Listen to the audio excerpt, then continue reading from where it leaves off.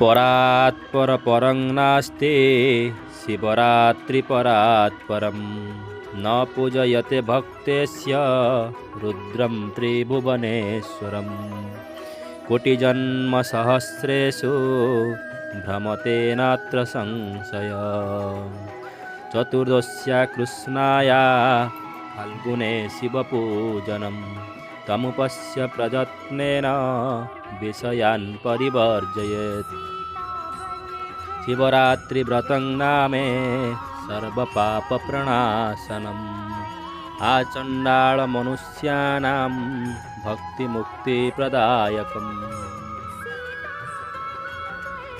एहार अर्थ हेउछि शिवरात्रि भली व्रत अन्य कौन व्रत आउ ना ये संसार में शिवरात्रि हूँ सबुठ श्रेष्ठ व्रत।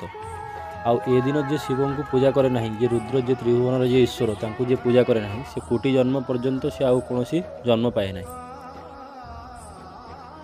ये शिवरात्रि व्रत केबे पड़ी थाए फाल्गुन मास कृष्ण पक्ष चतुर्दशी तिथि पड़ी थाए। तो से दिन स्वामी स्त्री जो संपर्क ताकू आमको छाड़िबा पई पड़िबो।